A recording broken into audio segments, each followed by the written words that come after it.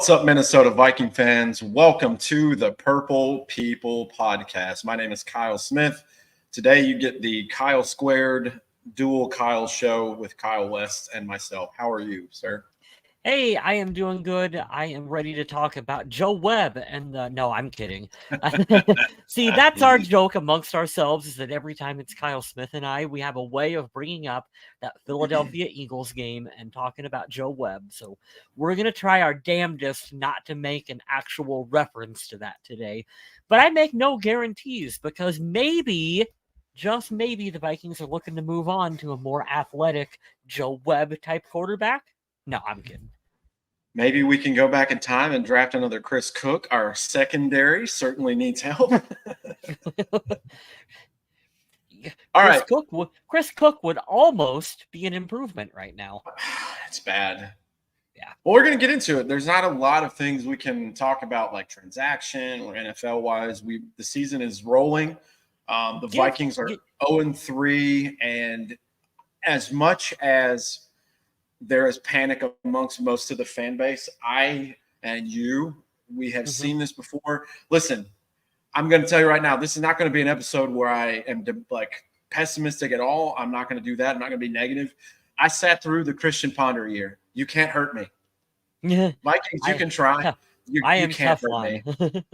Okay, so I wanted to shake this up a little bit. Usually we'll do game balls and donkeys and get into a game review, and that's kind of been our format. And I think that just 0-3 is not a position usually that we're sitting in as Vikings fans. Just give me your broad view. I don't need a hot take. I don't need a whatever. Just a broad, quick. What do you think of the direction that this team, this franchise is heading? We're sitting 0-3 right now. What's your gut tell you about the Minnesota Vikings?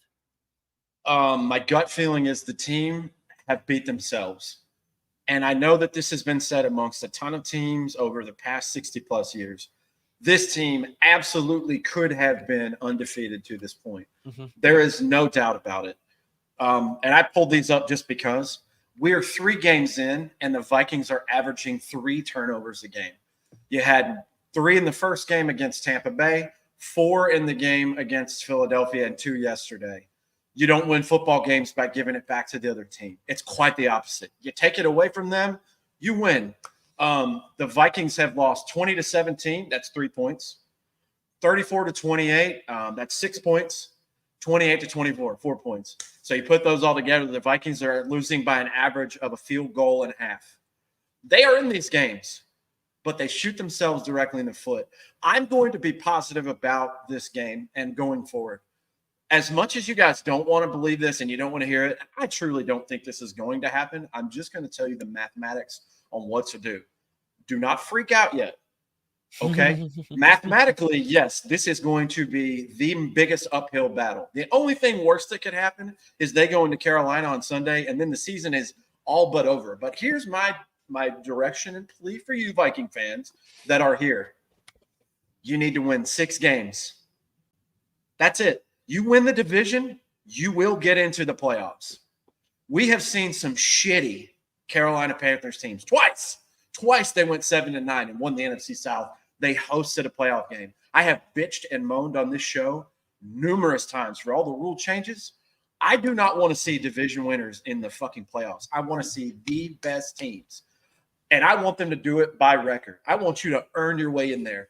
And as much fun as the Beast Quake game was where Marshawn Lynch shedded 11 defenders, they had no business beating the Saints, and they got rocked in the divisional round, much like the Giants last year.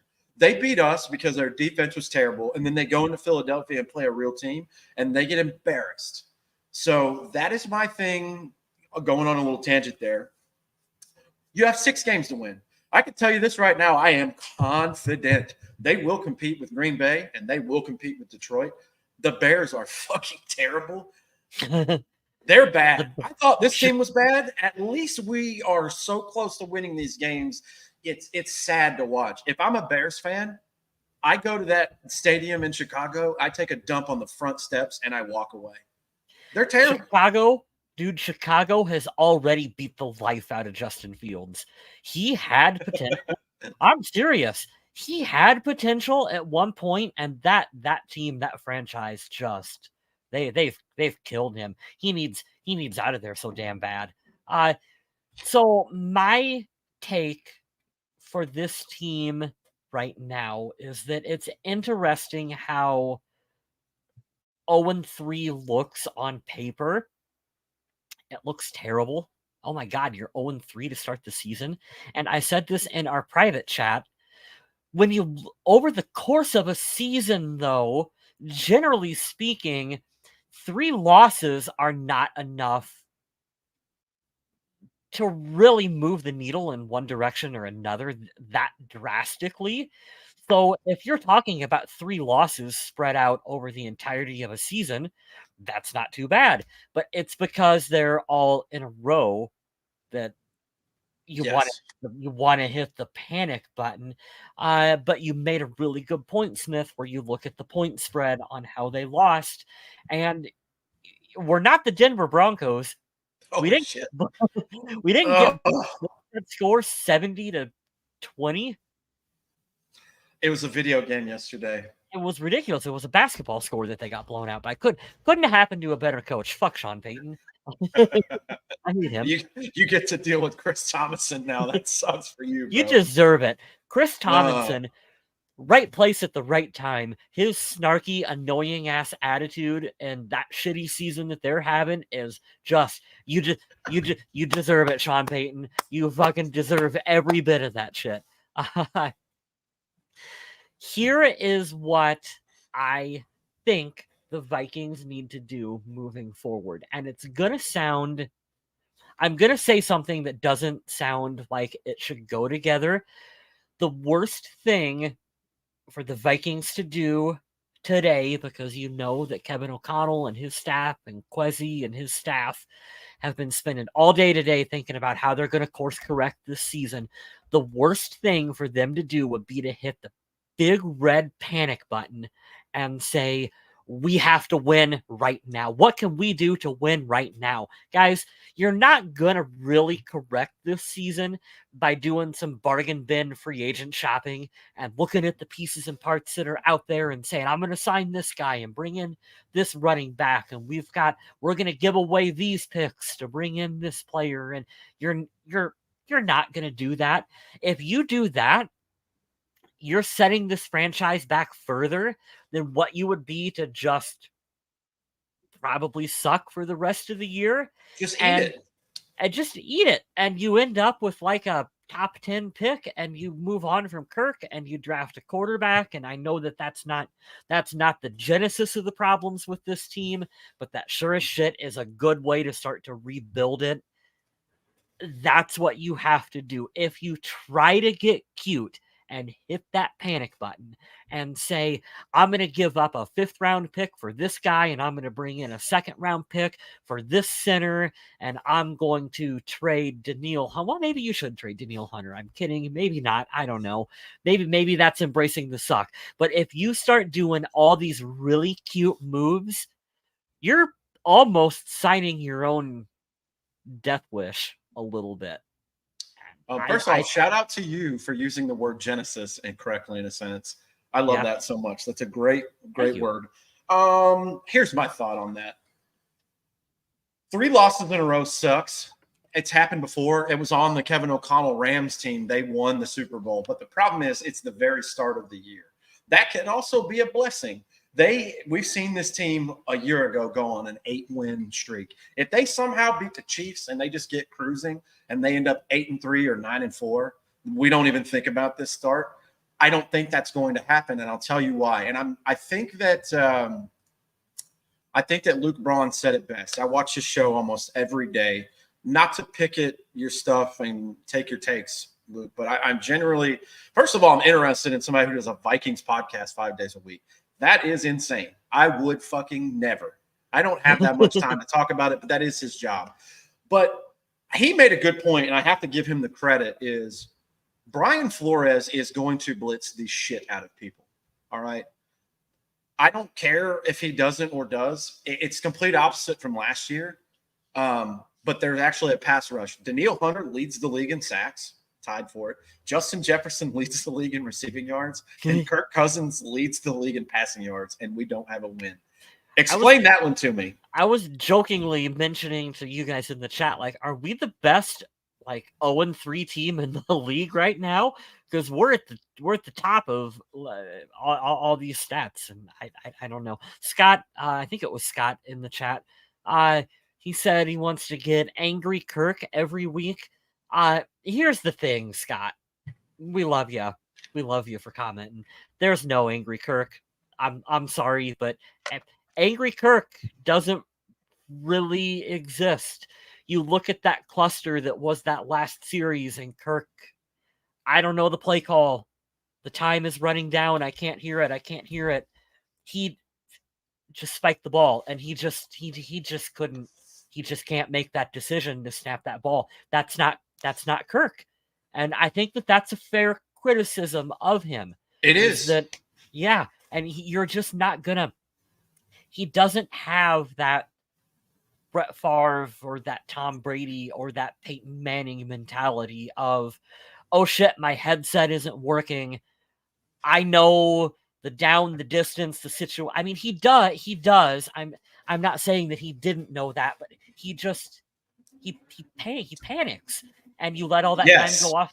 He panics, and you let all that time go off the clock when, dude, fucking spike it and stop. Tom Brady would never. Aaron Rodgers would never. And I'm going to hate on Kirk Cousins.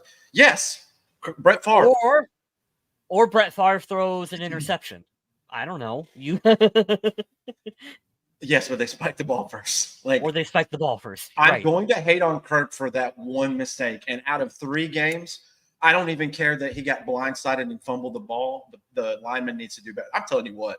I'm about to hand some people some shit sandwiches on my opinions on people I love on this team. Brian O'Neill played like dog shit yesterday. He was fucking terrible. And I've never seen that from him. I've never seen it. Charlotte, that's like the most wife comment I've ever read. My comment is not supposed to cover my husband's, but mine is more important. I'll give you your glory. So here's my thought on the Kirk thing. I am not taking a shot. I've said this many times. I am a Kirk defender. I'm not a Kirk stan. I'm not a Kirk lover. Kirk is what he is, and I will support him because he's my quarterback. I think he's a great human being, and I like the fact that he was nationally recognized on Quarterback, the Netflix series, because I think he gets way too much hate for the laziest take of all time about this and that, and it's just something somebody heard 5 years ago, and now they run with it. You don't consistently throw for 25 and 30 touchdowns a year, 4,000 yards from being he's not terrible. He is not elite. He is a franchise quarterback. And I think that term gets stretched around a little bit, but let me just give this to y'all. Kirk is not going to save you in the big moments. He's had one big moment in his career where he saved the team and he put the team on his back. That's it. Which is why we've always said, dude, if you traded him to the 49ers, they would win a Super Bowl, immediately. Because Kirk is like, you put him in that perfect situation. You put him on that team with that coach, calling those plays, and that's not knocking. Well, it is knocking a little bit because our offensive line sucks. And sometimes our play calling is a little suspect here in Minnesota. But if you put Kirk on the 49ers, man, he thrives in that situation. And I've always said, I don't know if you remember, probably not, but years ago I had made the, if you're the Jacksonville Jaguars, do you trade Trevor Lawrence for Kirk Cousins? Because that Kirk, he brings you that stability. You bring in Kirk, you're going to win 8 to 10 games a year, and you just bring in that stability that franchise has not had. And that's what he does. And I don't necessarily know if Kirk can get you over that next hump. Can he win you? Because I don't know if he has that killer instinct to take you to that next level. He needs that perfect situation. You can have You can have that perfect situation all season long. You can win a wild card game in that perfect situation, but then that pressure gets on. And I don't know if Kirk can get you over that. Now, I actually am a really big fan of his. I'm a big Kirk supporter, and what he's done for this team and the stability that he's brought to that position, I think we gloss over way too much on what he's done for On this the team. good, we gloss over on the good. the availability and the health. And Yes. he does not make excuses for shit. He always owns a loss, and he's a good leader. He's a team captain for a reason. Now, after yesterday, the only person in front of him on Vikings passing yards, or is it touchdowns? Fran One of the Tarkenton. two. Fran Tarkenton. This is your dude for the team, and he did it in 6 years. So I want to say two things. That's out of 3 games, that's the only negative I have for Kirk. You have to be Mr. Ice in your veins in that moment yesterday. That is a young man's hiccup that he had. This dude has thrown 9 touchdowns in 3 games. He leads the league in yards. He has very few picks. He is not the issue. So I want to say that now. Kirk Cousins is not the issue. For anyone on the internet that wants to do that, I will say to you what I say to Colin Cowherd and everyone else. I am going to call you lazy, you're boring, you're wrong, and you need to be better. That's it, because you don't know what the fuck you're talking about. You don't. Here's the other thing that I want to get into. And I said this on like a comment, and I know I said it to someone else in a text today because they asked how I was doing. I was like, I said what I said at the start of the show. Dude, I sat through McNabb and Christian Ponder. This doesn't affect me at all. To be honest with you, and I have another sub point here, so I'm going to talk a little bit longer, Kyle, but give me a second. I'll tell you. Go for it. Go for it. We've got all the time. Number one, last year's season, you shouldn't look into last year's season, but we all kept that hope. Last year was a fluke. Consistently for the last 4 years, the Vikings have done dick to address the interior offensive line, and they are reaping those choices of those decisions right now, and it sucks. It's bad. And I never was left or right of Garrett Bradbury. I know other people don't like him. I think he's dead center average, pun intended. I was going to say that's a good pun if you didn't intend it. I miss Garrett Bradbury because the interior of the line is what it is. It's bad, and that's going to lead to pressures on the quarterback. I agree with this thing in here. Where was it? If we had any short yardage game, I can tell you right now, Alexander Madison's not as good as Cook. Now, yeah, you notice I had to wear 28 today because I'm fucking so tired of this run game. I'm like, remember when we used to be good? What's up, Justin? I'm positive today. I'm positive on this, and I'm getting into some details of what I think needs to happen. And I'll say this too. A lot of people on Twitter, which I deleted yesterday. I'm not doing it anymore. I have Justin and my buddy Mike on WhatsApp, and we'll talk on our shows and text or whatever. I'm beyond done with the negative cesspool that is Twitter, especially about the Vikings. Jesus Christ, everyone thinks they're right, and they just spew shit just because they can't ever be checked on it. But I digress. Here's what I have to say. For all the shit that's being talked about this general manager and coach, and some of that is absolutely warranted, the players have to stop fumbling the fucking football. Plain and simple. TJ Hawkinson. You can't do that. And I understand. You get that contract, and it's one pass. Well, not even that. I'm not even talking about the touchdown at the end. Yeah. I'm talking about in the game. I understand you have 2 guys on you. You have to hold on to that ball like it's your life. And I don't care that KJ Osborne scored a touchdown. He dropped wide open passes yesterday. Jordan Addison dropped a tipped ball to him. I understand it was tipped. If one person can make the play and we're not doing this play and this play, you see how many times I have to do this and this and this and this in 3 games? That's bullshit. You are not focused enough or executing well enough to win these games. And that's what hurts so much about this is this team, like I said at the start of the show, they could and should be 3-0, but they absolutely have done this to themselves. Now, on the flip side, I don't think they need to panic. There's a lot of games to be left. There's a lot of injuries that are going to happen, and hopefully not to us. You take advantage where you can and you win where you can. But I am just saying they have to play better.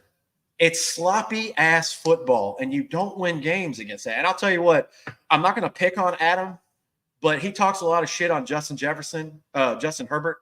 Jesus, man. He set the completion record in the NFL. Over 45 pass attempts. He completed 40 of 47 yesterday. He exposed the defense. If you can get the ball out quick on this blitz heavy defense, dude, we're fucked. We're so bad. Here's a question I have for you. This is an issue. This is part of the reason why we're having issues on defense, and we've had issues on defense for quite a while now. And you're not allowed to say Ivan Pace. He does not count in this question here. When is the last time the Vikings drafted an absolute superstar stud on defense? Harrison Smith. When was Harrison Smith drafted? 2011 or 2010, one of those years. In other words, it's fucking been a while since we've drafted just an absolute stud on defense. Now, we've done pretty well on offense. We're able to get Justin Jefferson here recently. Cook had a nice long run. There's been they've had some other really good pieces and parts that have came in there on the offensive side of the ball. Guys, it's gonna take a while. Yep. It's gonna take a while to get this defense. I think we all, and I will include myself on this too, kind of thought we were a Brian Flores away from having a top 10 defense. Hey, we're gonna move on from some older pieces, and hey, we love you, Patrick Peterson, but you were past your prime, and we're gonna get some of these young bucks in there, and hey, Brian Flores is gonna energize the fuck out of this franchise, and we're good to go. We're not. we're a ways off from that, and we're not off to too good of a start with the new general manager. I don't know where Lewis Cine is. I don't know where Lewis Cine is. Special teams, that's where he's at. That's not going to cut it. I will not hold the injury to him, but he did not get injured until how many weeks into last year? The previous year? It was semi-early. 4? Yeah, it was semi-early, but I'm glad. I will fight you on that only in one little part. I'm just glad he's playing some football. If he wasn't playing at all, Jesus, man, dumpster fire alert. We're about to hit the button, and I'm with you. Here's my thing. Go ahead. Here's my thing, real quick, before I forget about Lewis Cine. If someone in the chat can tell me how long it was last year before he got hurt, he had some time that he was available to play, and Ed Donatel chose not to play him. And then he got hurt. I won't hold that against him. And he has had some time to play underneath Brian Flores, and Brian Flores is essentially saying, I ain't playing you either. So that's not a good look for your. It's not a good look for him, but I will say for all of the questions and who is that guy again? Players that we have, like I didn't know Theo Jackson played last week. Yeah, it's good that we have players we have depth there. I think safety we have good depth. Now when Harry leaves, we're not.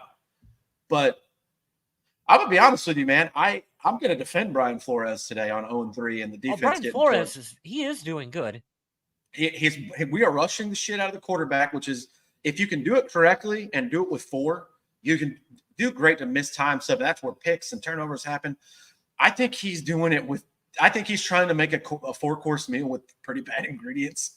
Like he is overall. And this is why I get so pissed off. And now I'm going to go off on a rant here when they do this stupid shit where you have a high pick in the first round and we're going to trade back and trade back and trade back. Yes. And can you just get me I'm going to swear a lot right now. You just give me a fucking superstar stud out there on defense. Can you give me Antoine Winfield Jr.? That would have been amazing. Like, can you trade up? And I know it wasn't possible to do this, but my God, could you imagine if we had a Sauce Gardner out there at corner? Just give me a shutdown corner. Kyle Hamilton looks really good in Baltimore. Yeah.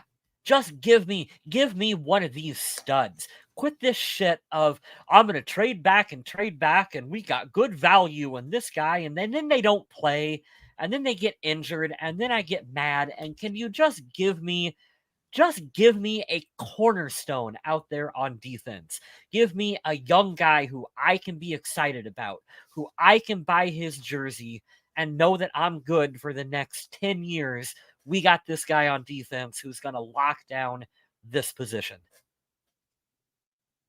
I still believe in the coaching, Scott, but I agree with Kyle's point, and I'm gonna do it the diet or the light version. I'm not ready to give up on Quessy yet. I think he still has 2 or 3 more years with the team, but I'm mad. I don't care. I want him to stop being cute with the draft. Yeah, and that's stop a good way being of putting cheap it. in free agency.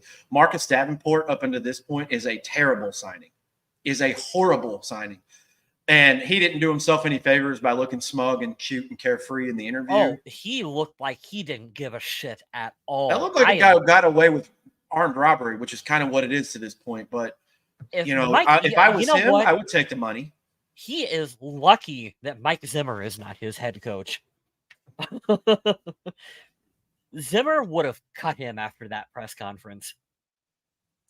So they need to do this the old-fashioned way. Or if you're going to do it the new school way, you have to do what the Rams do. You have to give up a lot of picks and go get a guy who's already proven. That's the point. And we'll talk about draft capital for just a second. What I've learned through what it means is if you're going to give up picks that equate to currency, you're either going to get a guy you think is going to be a stud, or you go trade for a dude who is already a stud. Not Trey Lance, not Justin Fields. You go get a Matt Stafford who's like, no, you've been playing in a shitty kitty litter box. Come to the actual playground and we got some toys for you here.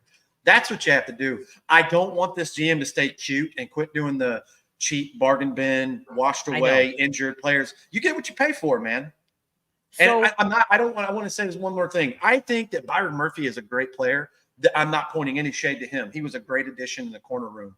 Hey, Caleb Evans looks pretty good yesterday if he can pull down a pick and not get it tipped to the receiver. But someone somewhere hit on Ivan Pace. Like some scout or someone somewhere was like, hey, this dude can play. And Brian Flores was like, hey, yeah, this dude can also play in my defense really well. So someone somewhere knows what they're doing. That's my big criticism of this general manager right now is who is the X's and O's nose in the dirt, football-y guy out here making decisions for this team that's pound my fist on the table and going, this is the guy that's going to play in this defense. This is the guy that we want on this team. And I don't know who that person is making that kind of calls. If I was to guess, it's a committee, and I don't know if that never works. Anytime I've been involved in a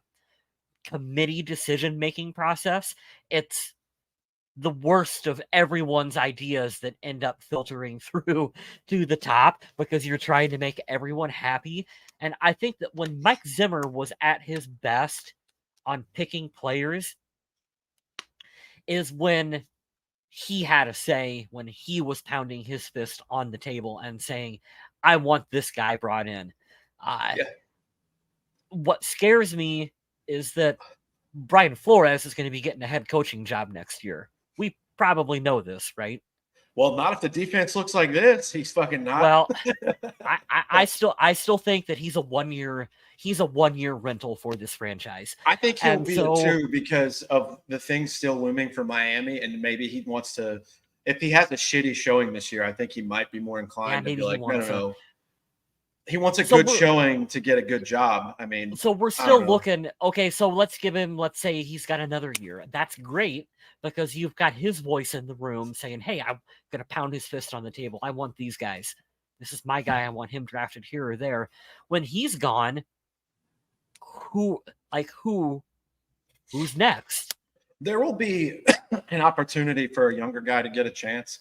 What I hope is, and for the sake of the team and the players, is he stays. Because we talk a lot about Kirk Cousins and the shit he's had to endure over his career about, well, he's changed offensive coordinators 7 times in 8 years. What about the defense? What happens when you go through 3 defensive coordinators in 3 years? Yeah. I don't want that shit. What if they run a completely different system? I feel for those guys too, and that should be noted to some degree somewhere on the internet that I want him to stay because I want a consistency a little bit more. Mm-hmm. And that's just me. But Jonathan says ownership has a say in these matters as well. I think that is a consistent link with how our drafts are going. How about you? I think this ownership group is so hands off, completely different from like Jerry Jones or whoever. I don't think they care. Thing. I like it. But I think that also leads to what's happened with this franchise for many years, even though the owners have changed or whatever, is we probably make a bad decision a year too late, or we make this decision a year too late that turns into a bad decision. I'm not saying that I think this coach and the GM are a bad decision yet, but that does lead to them being kind of relaxed. And then, I don't know. None of this shit matters anyways, Jonathan or anybody, because they haven't drafted a young quarterback yet, and that doesn't matter. Once they do that, they get 3 years to do that, and I think that comes next year. Mark and Ziggy will want to win, and I think that their main directive that they give their employees, of the Minnesota Vikings, is that they are expected to win, which is why I'm kind of thinking, I'd much rather have Ziggy than Jerry Jones. Because to answer someone's question in the chat, no, I do not think Ziggy goes into the Vikings, war room on draft day. And he's not vetoing any draft choices. Yeah, he's not, we're taking Johnny Manziel. Like, we're not, thank God we're not the Cleveland Browns. Like, that's not how they run it. They hire guys that they believe in and let them run the team, sometimes to a fault, because they weren't checking on Rick Spielman enough. They believed in him. They let him run the team. And it wasn't until things had escalated farther than what they should have that they found out maybe we're not running the team the way we should be. Maybe the coach, the GM, and the quarterback should all talk to each other. Maybe they should be on. Maybe they should all be on the same page. Oh, that's so crazy that happened in 2022, man. Or 2021. Good God. But yeah, you guys fire away. Let's talk about this game. Let's talk about because Kyle and I, we're going to keep going and giving our opinions on different topics of this team, the games, the direction, all that. But believe it or not, I don't have that. I don't have that much to say about the game. This season is sort of going the way I said it was going to. I mean, haven't I said all along, they're going to be in a lot of games. They're going to lose a lot of really close games because they're just good enough to be competitive, but not quite enough to win. And that's the story of the first 3 games so far. And do they know that? Did they think that? That's going to tell us, that's going to dictate what their next move is. If they thought we're a Super Bowl winning team right now, they hit that big red panic button today and they start doing dumb shit that they shouldn't be doing and thinking I don't want them to, and think that they're going to claw themselves out of this hole. Or did they pretty well know that this is what's going to happen? Scott says, best part of this game is my wife and I stacked 4 cords of wood in 4 hours. That was kind of motivated us to be productive. Yeah, I get it. Good enough to be competitive, not good enough to be that decisive win. Well, I think at the rate they're going to have like a top 10 pick, probably the 10th or the 9th at this rate. I don't think they're going to win the division. I don't see them beating teams like Kansas City in a few weeks. I don't see them going on the road later this year unless he's out and beating Joe Burrow in Cincinnati. They're going to get mollywopped by the 49ers here in a couple of weeks. So I think at best this team's a 500 team. Yeah. What happens when they have a top 10 pick and then they trade back? And then I don't think they can. I think and then they trade back. I don't think that they can, and I'll tell you why. I think that they feel the pressure. I think that's part of the reason Cam Akers and Dalton Risner were signed, is they realize, oh fuck, this isn't working out. Let's try to do something now before it slips. You imagine if Dalton Risner signed with like the Bears in 3 weeks. You know how pissed this team would have been, the franchise fans and all that. Like, I'm glad they're trying, but I think it's just going to have to happen because at the end of the day, we've said it, and this is not breaking news or a hot take. Kirk Cousins is going to be 36. He's on a contract year. I don't see a reason to bring him back. I love him to death, but it's time. You had 6 years to experiment. You got 1 playoff win. I get it. I think it's time to cement yourself with a quarterback you want. If you have to trade up a little bit, it'll certainly be easier from 10 to number 2 or number 3. than it would be from 20. And it's also important to remember that, Kirk was a quarterback that the current administration inherited, and I think that they were happy to have him. And that, if you're Kevin O'Connell and you were looking at the jobs available and you're saying, I can go coach a team with Kirk Cousins, that was probably enticing. That was probably something that you wanted to do. I can win with Kirk. Here's the thing, though. If I'm Kevin O'Connell, I'm also going, I kind of want my quarterback. Like, I want an opportunity to draft my quarterback. And they deserve that. Yes. They deserve that chance. Yep. They do. Which is why, ultimately, I do think he's going to be gone after this year, even though we both agree Kirk is playing some pretty darn good football, and he's not the reason why this team is 0-3 right now. But yep, Kirk, I love you. I do. I've said I do too. Things and went with emotions and narratives at the start of the time you were here, especially in 2018. I was pissed, but the overall feeling being not emotional, not a fan, looking at everything. I would say the overwhelming majority being 2/3 of the time. I don't really blame any of the negative stuff that happened with his team, the losses on him. And early on when he got here, he made some dumb interceptions and dumb turnovers. He was hanging up a lot of these dumb throws. And I think he's progressively gotten better at his game. He is much better these last 3 years than he was the first 3. Here you go. With an O-line like the Vikings, you need a more elusive quarterback and extend plays. You get killed. Yeah, I think this right here is probably the biggest thing that we need to talk about consistently as fans, to say it's not, and I get it. They inherited Garrett Bradbury. They decided to roll with him on the cheap. Yeah. You have to have a stud line, and then you should probably look at making a stud defensive line, kind of like the Eagles and the 49ers and the Chiefs and the Bengals and the Bills. Yeah, they have great quarterbacks, all of them, to include Brock Purdy. That so far is a hit on a draft pick. But you have to win the war in the trenches. Can't protect a quarterback. You can't let the holes be made for the running back. You're going to have a tough time. And the Vikings are trying to do too much. They're trying to juggle too much with too much in their hands, if I had to put an analogy there. But going forward, yes, I agree with you. I think that they deserve to hitch their wagon to a young guy that'll certainly give room to pay Justin Jefferson, eventually pay Jordan Addison if he turns into what we think he's going to be. And then you can really do it year by year. If you had, let's say this next year, they go and get a young quarterback. They get Drake May, the guy I want from Carolina. And they invest in an offensive lineman early in round 2. Next season after that, they invest in a stud nose tackle and then another lineman. You've solved a bunch of the issues that you're having currently in 2023 by 2025 start season.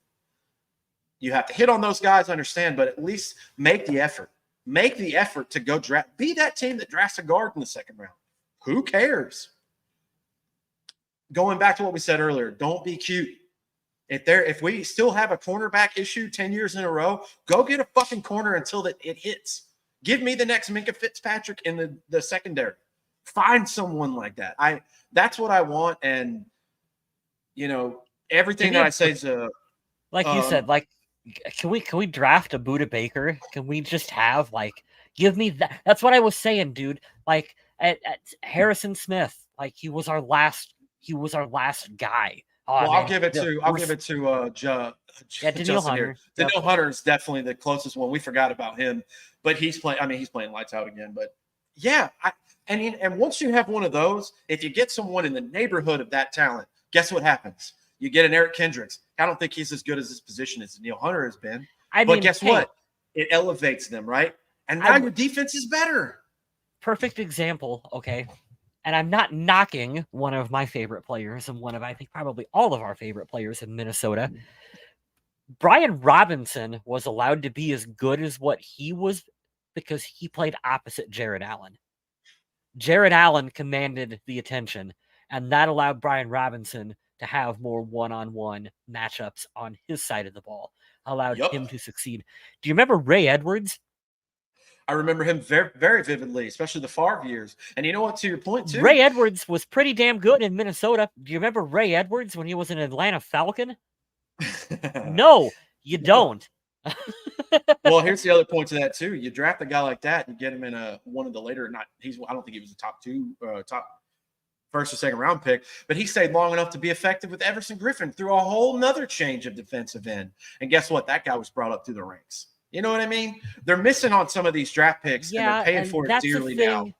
That's something that Minnesota used to be so darn good at doing, is that you'd be stacked at certain positions, but you continued to invest in it in the draft. You know, you had Jared Allen, Brian Robinson, you're drafting Daniil Hunter. You're getting your next guys in place.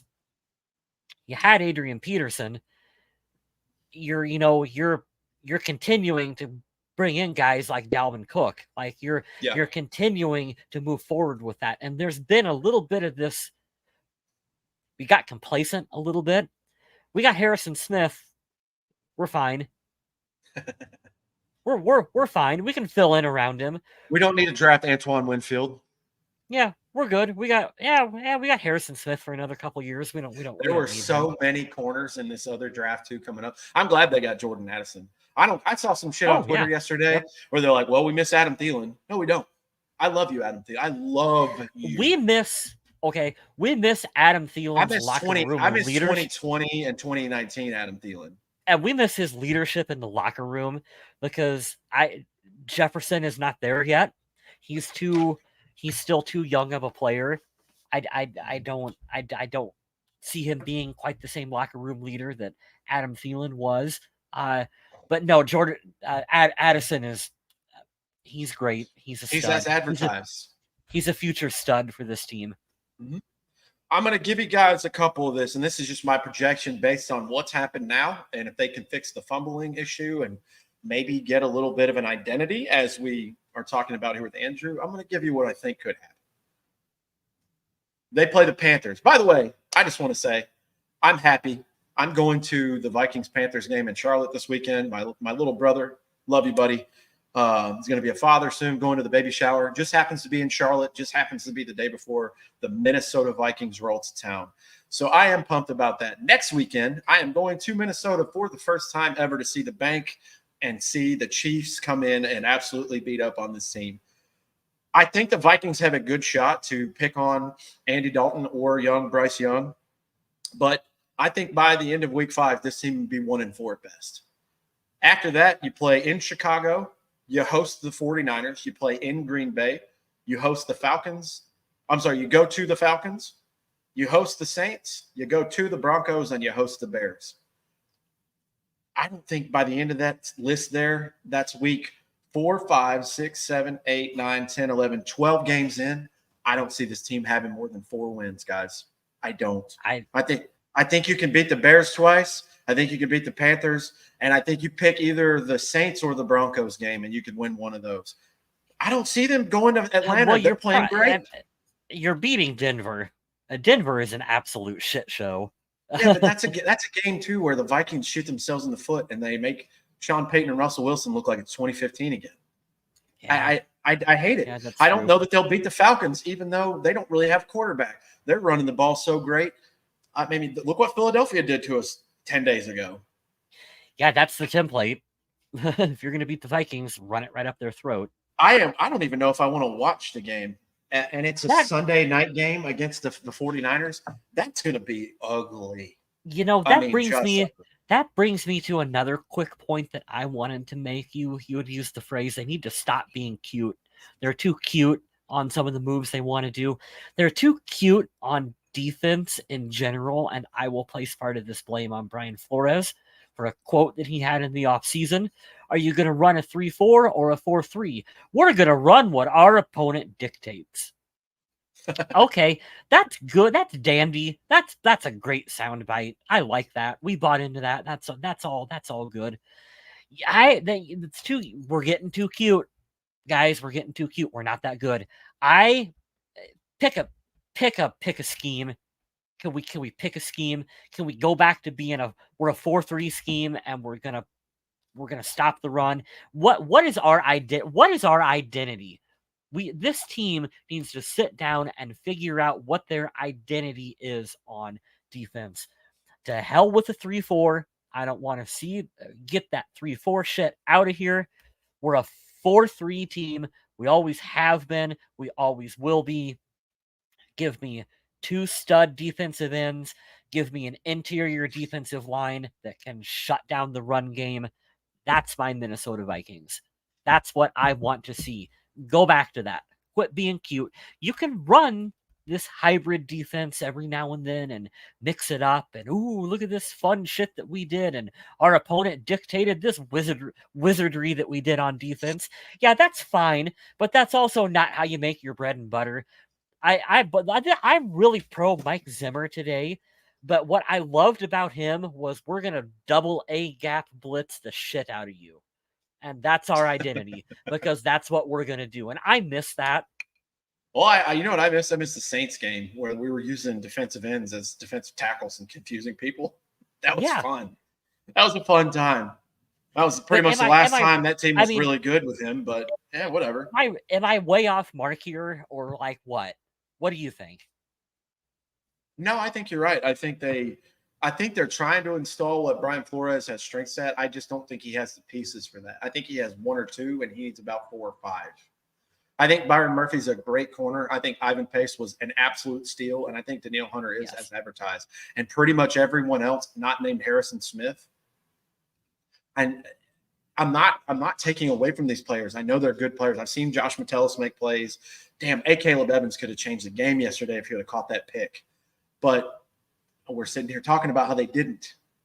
And that's the kind of the point of where I'm at is you need to hit in the draft. You need to go after a guy in free agency, and maybe this works out a little bit better. But there's too much. Honestly, man, I'll just be honest with you. There's too much blame to be passed around. Y'all come in, it's a buffet. Everybody take your slice because everybody can take a little bit of the blame at this point. And I think the only positives I like from this team so far, I don't have any. I don't like any of the offensive line. They played terrible yesterday. And I understand there's guys filling in, but that's the whole point of depth is to try to play. We looked at Ed Ingram all off season and went, yeah, he's going to take a next step forward. Bro. He's going to do it. Fire that guy.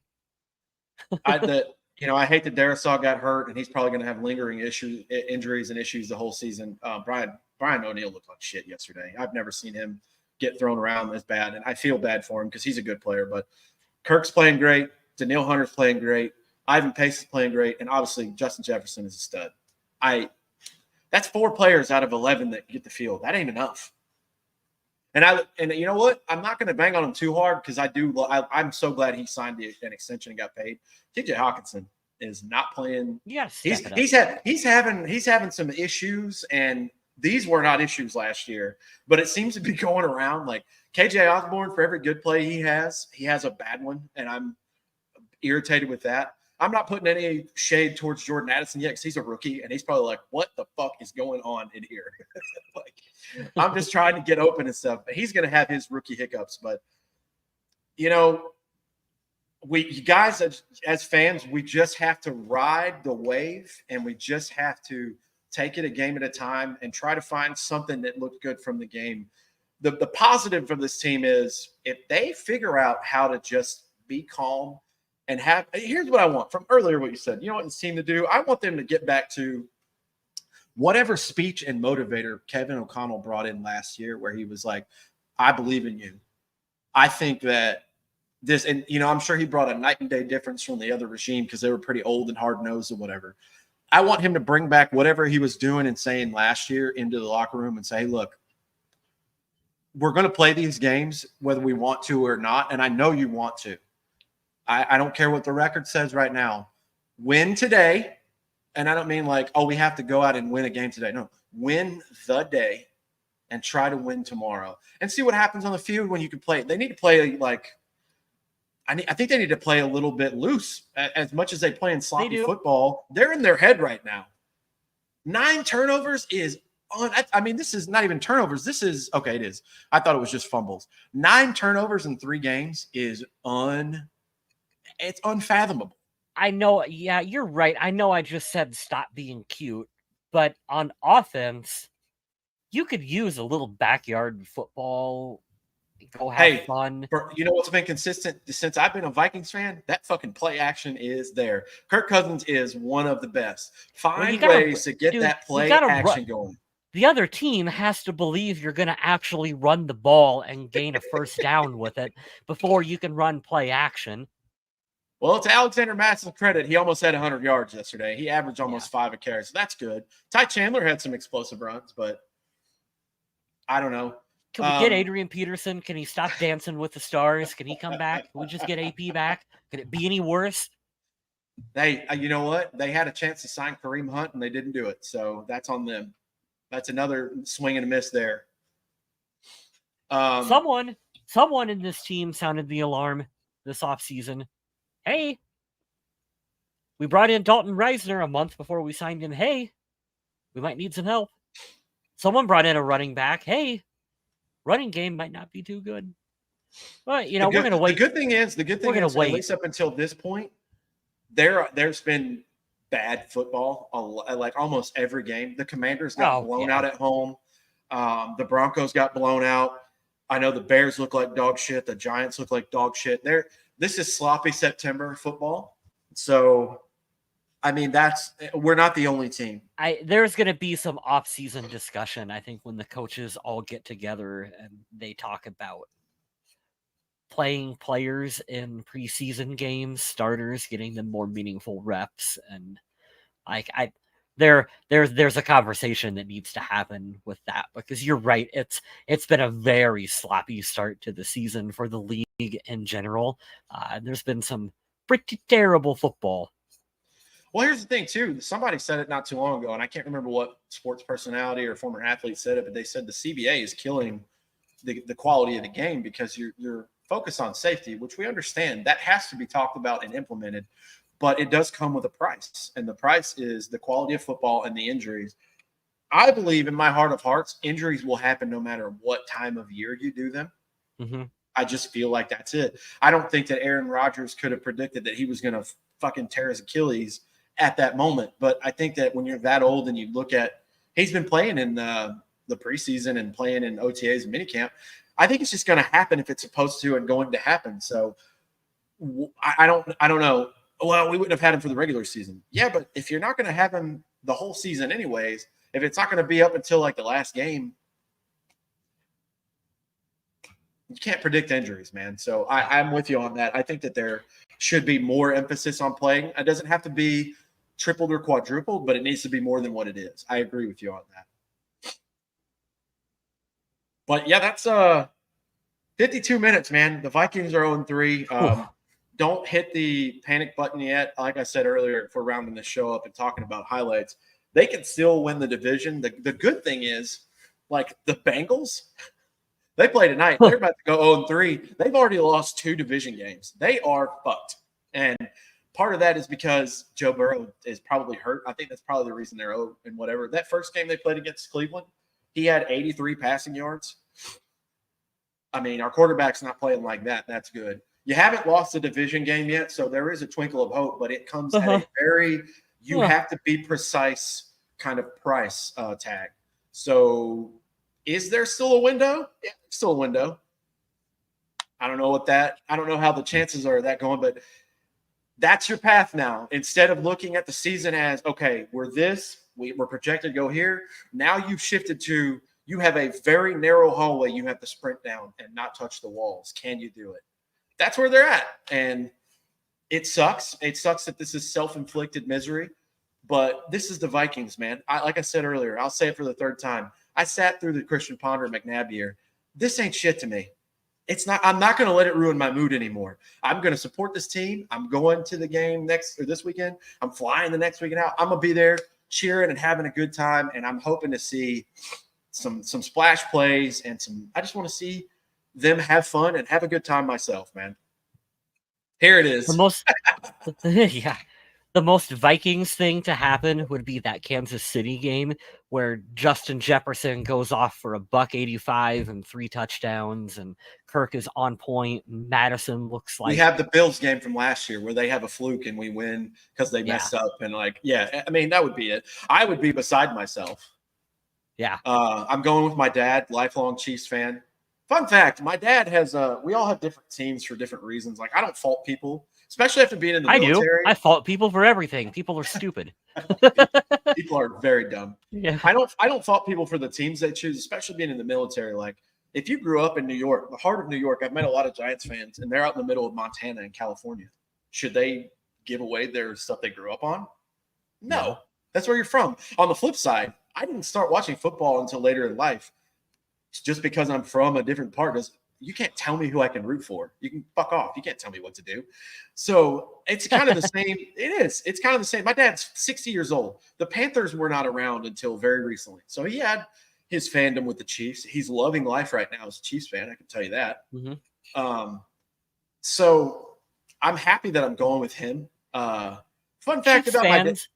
Go ahead. Chiefs fans deserve it. They used to have a quarterback named Elvis Gerback start for them. That's how bad they used to be. So, I learned there you something go. today. Thank you for that. But I'll tell you, my dad has been fixed with not with football, but everywhere else, like the LA scene. You know, growing up in the '80s Lakers were the shit. My dad loves the Lakers, and on the flip side, the Dodgers were right there. He's always had a Dodgers hat or whatever on. Do you want to know how cursed Minnesota sports are? I remember. I know where you're going with this with the basketball. Go ahead. They used to be the Minnesota Lakers. Yep. And then, well, I'll tell you how cursed I. This is just me, and I'm not going to be blasphemous because my mother would kill me. There's a phrase I want to say, and I'm not going to say it. The universe, I'll say, hates me because even with my basketball team is the worst in the NBA. The Charlotte Hornets are absolute utter dog shit forever. Have they ever been good? Like, yeah, in the 90s, they had Muggsy Bogues, they had Alonzo Mourning, Larry Johnson. Guess who they drafted, and he ended up not going there, much like Eli Manning. Who? Take a wild guess. I don't know that much about basketball. Famous Los Angeles Laker that's no longer with us. Kobe Bryant. No shit.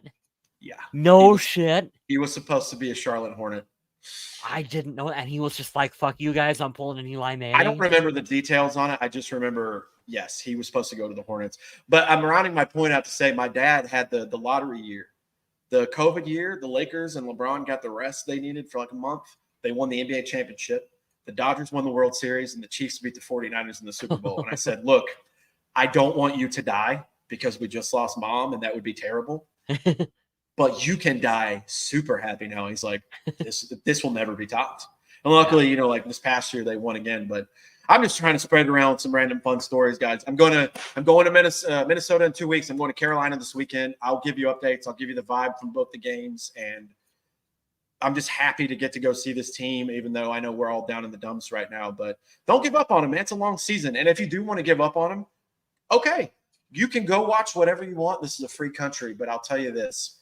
I'm going to support this team until my deathbed because I have made that decision. I'm loyal to a fault. And I just love that they haven't won a Super Bowl yet. When they win the Super Bowl, it will be like Seattle in 2013. It will be like Philadelphia in 2017. This place is going to go nuts. I will be hammered off of my ass in Minnesota for that Super Bowl victory parade. And I'm waiting for that day. And I'm erring on the side of caution that I'm 35, that we have a chance to do it before I die. But I saw a meme yesterday. It was like, my grandpa, get one for him before he dies. My dad, get one for him before he dies. We're here, and I had the arrow pointing. Get one for me before I die. And then it says, next step, get one for my kids before they die. Yeah. Oh, man. This team. How old was Bud Grant? Oh, that poor soul. He never got to see it. Yeah. But anyways, yeah, that's it, guys. We'll be back to talk about this Panthers game. I believe it's 1:00 Sunday in Carolina. I'll give you an update. And, yeah, let's see if we can pull out a win. This was very recent, actually. 2020, we started the season 0-3, and we played the Texans, and I went there, and they won. So we'll see what happens. But we're going to plug our stuff and get out of here. I have to say, I'm going to start doing this at the beginning of shows because I want more engagement with this channel. Mm-hmm. Like and subscribe to our channel, guys. I schedule these shows in advance through our service we use called the StreamYard. It will notify you if you hit that notification bell. If you have the YouTube app on your phone, it'll let you know, hey, Purple People Podcast is going to be going live. Or if you don't have the app and you just happen to get on YouTube a lot like I do, it'll be like, hey, the show is scheduled, make sure you join in. It is what it is for the team in the season right now, but we'll be here to discuss. We will put every comment up as we did tonight, and we're glad to have some of our regulars back. I saw Scott Unless jumped the in. comment is your penis. We won't put that on the screen. Yeah, we're not going to do that. You can send that in the private chat, and we'll kink shame you on that and tell you it's weird. Yeah, we'll put your comments up. We love the engagement, and we appreciate the look at that. I'm getting a political call right now. Ooh, answer it. No, I won't give the government that time of the day. But here's the stuff you can check out on this channel if you want to support us, guys. Go to thevikingage.com. Thevikingage.com. That's for our own Adam Carlson. He can't be here tonight, but he will be back next week, I believe. Go support his work. Click on the articles that he writes. Read through them. He does good work over there. They have a great team of writers at the Viking Age, and we love that Adam is a part of that team and also one of our co-hosts. If you want to follow him on social media, his social media handle is @MNVikingZombie.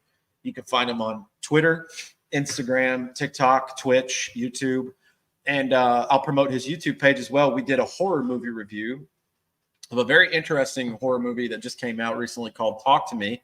Very creepy, very possessive kind of thing. It's my genre, but kind of freaked me out a little bit. So I was happy to get the scares going as the leaves turn and the fall gets here. For Kyle West, you can find him on his social media. I believe you could tell him about that, but it's @Vaguely Square. Yeah, over on Blue Sky. You will also not fucking find me on Twitter. Done with that. No Twitter, no Instagram. You ain't gonna find me on those ones, but you will find our podcast page, I believe. Let me just look it up here. I think it's @PurplePeoplePod on Twitter, which is also a good way to stay in contact with us. Yes, @PurplePeoplePod is our Twitter handle. So if you want to find us over there, I'm not going to say pretty active, but I do post periodically, especially on game days. So check us out and help spread the word. There it is. There's the clarity. We were talking about Kobe earlier with me being a Lakers fan. The terms of the trade were decided before the draft. So, yeah, that's pain and suffering is my life. Thank you for joining in on that. I want to look that up now. Go support Kyle West at his website, kylewest84.pickfair, PICFAIR.com, kylewest84.pickfair.com. I always brag on his photography skills. You can find lots of great photos that he shoots around his area, and he also has a certain part of the store you can get Purple People Podcast merch. I am going to buy some at some point for the winter because I want another regular sweater, and I don't know. I just want to support the guy, so you should too. We also have to remind everybody for the Survival League. If you're still doing the Survival League with Dutch, which I am killing it right now, make sure you get your picks in. They'll send you a reminder every Wednesday to do that. This time I picked the 49ers to demolish the Giants, and I was correct. So get your picks in on the Survival League. At the end of the year, we will send you out a free gift from the Purple People Podcast, some of our merch, and that's on the house for us if you win. If you don't win, too bad, so sad. Find me on Instagram. That's where I'm going to tell you to follow me at because I don't check TikTok much. I don't post on there. I just like to laugh. So you want to talk to me, you want us to see what's going on with my life, subscribe to that. I'm on Twitter. I'm sorry, not on Twitter. I'm on Instagram @NCDogDude. I will be posting lots of photos from these next 2 Vikings games as I will be in attendance. But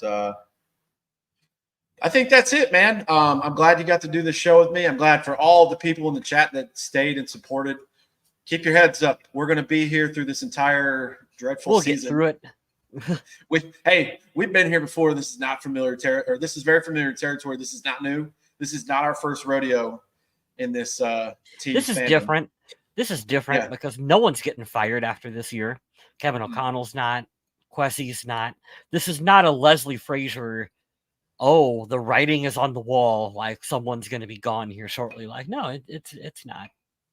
They're due their fair chance to get this right. And like we said earlier, I don't think that they're going to get the can until they hitch their wagon to a young quarterback. And all signals are pointing for them to be able to draft one next year. So We'll see. Here we go. We'll end the show on this. We may need to arrange group therapy. Well, I don't know if you know that, Charlotte. This is pretty much what this is.